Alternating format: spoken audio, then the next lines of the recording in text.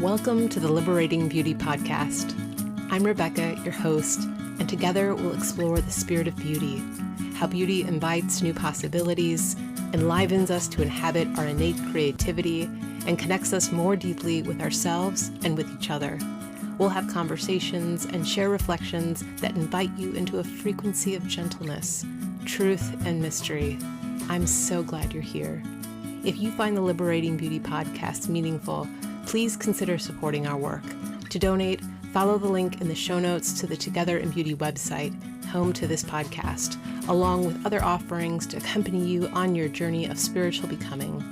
Please subscribe, rate, and share this podcast wherever you listen. And as always, thank you for your support and for being here with us.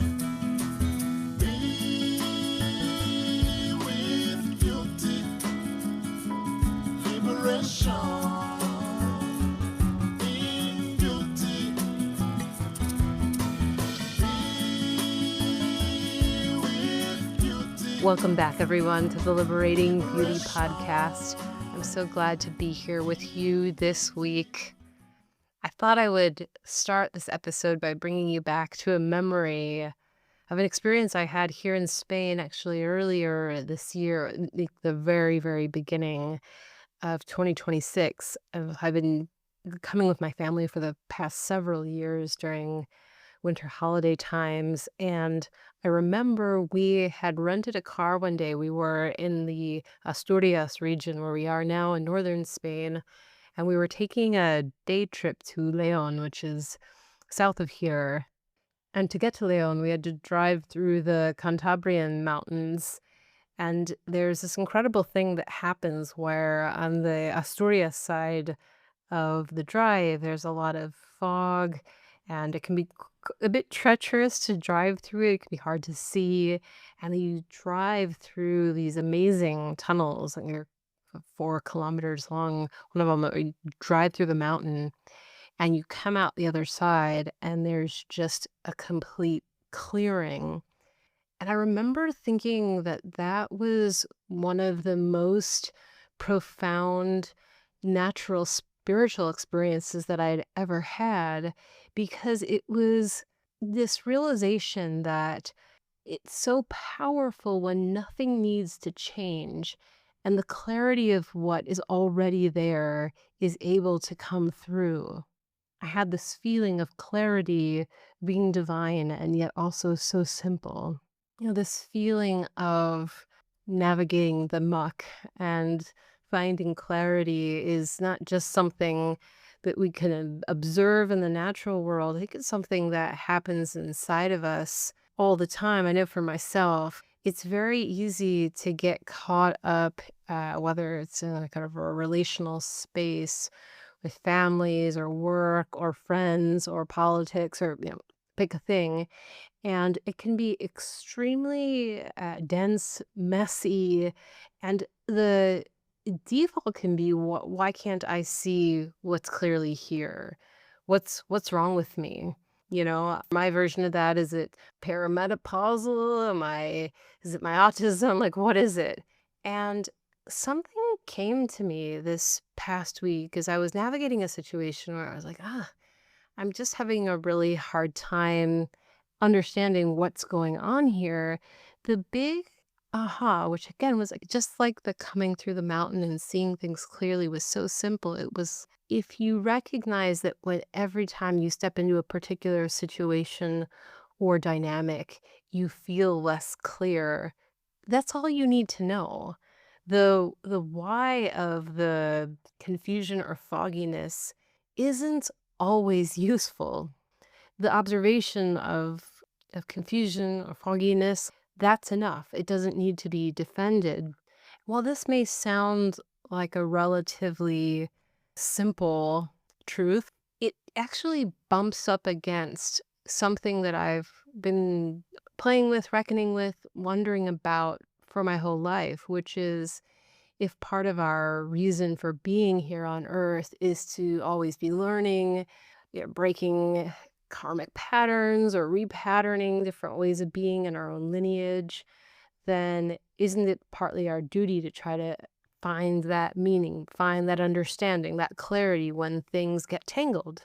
And lately, I've been wondering if not only are there diminishing returns, the more you try to drill down in situations that just kind of keep showing and revealing the same patterns, but maybe even in doing that, is it sending some kind of message back to our spirit that we're not okay? That if we don't learn a certain lesson, we become or we are some kind of liability.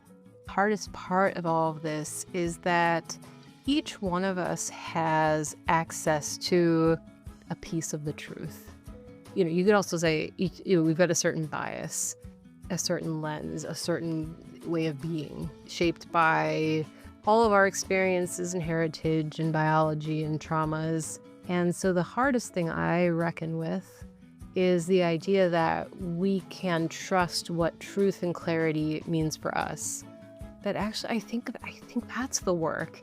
It's not about the questioning and the wondering and the undoing and have I seen everything? Have I studied everything long enough? It's, can I stand by the truth which is mine? Knowing that I'll be open and available if new information comes to me in a way that is inviting, is invitational. But having the courage to say, you know what? This is what feels right and true to me, and I don't need to explore every single angle of the situation from every single person and perspective in the room in order to make a decision, form an opinion, etc.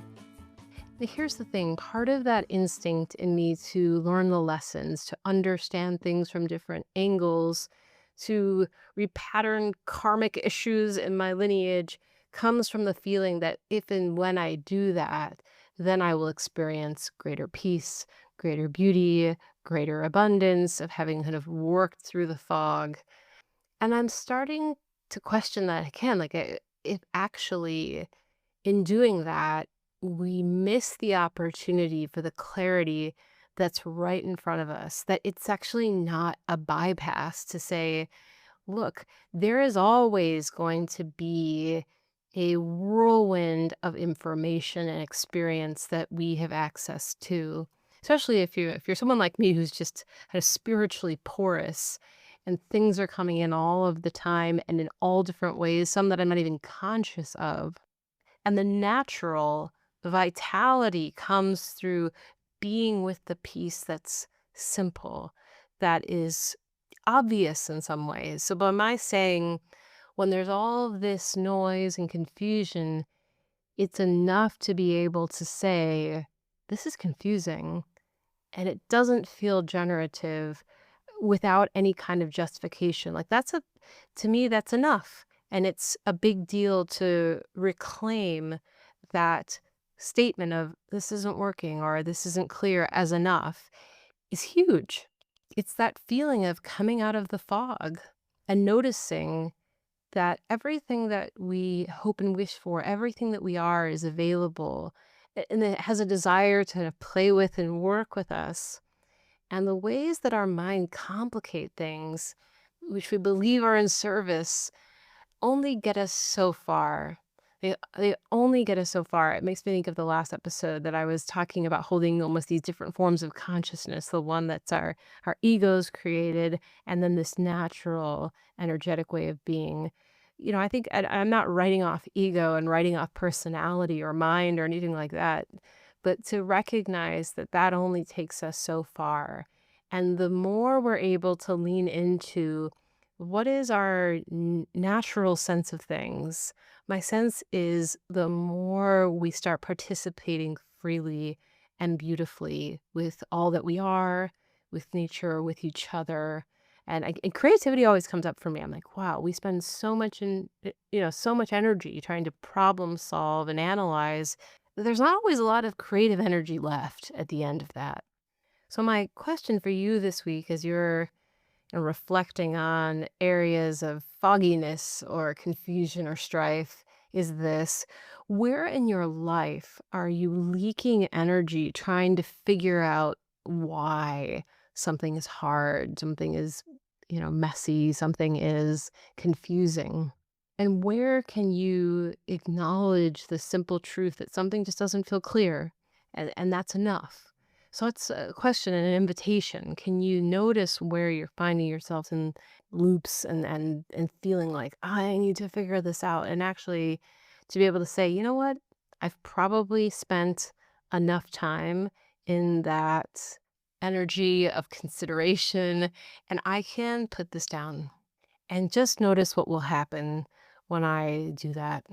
So I'd love to hear from you as you sit with places where the fog is heavy and where there are opportunities for lightness and for you to drive through your own metaphorical mountains into the opening. Because I could say, I don't know that I've ever experienced something quite like that. And I don't doubt that one of the reasons that we ended up moving to this part of Spain is because of that very experience of seeing clarity as the most divine experience of loving reality as it is, and noticing how much more is available when we stay with exactly where we are and trust who we are in every moment. Be well.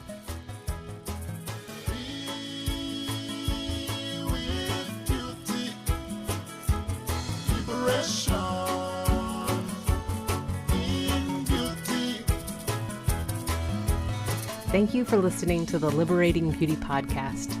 To learn more about the podcast, my work, and how I can support you on your journey of spiritual becoming, head over to the Together in Beauty website or email me at rebecca@together-in-beauty.com.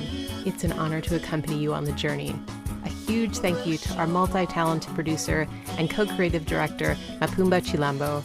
To learn more about Mapumba's work as a producer, sound engineer, and musician, check out the show notes for a link to his website at mapumbamusic.com. And as always, many thanks to you, our listeners. None of this would be possible without the energy, encouragement, and vitality that you reflect back to us each week. Until next time, may you walk in beauty.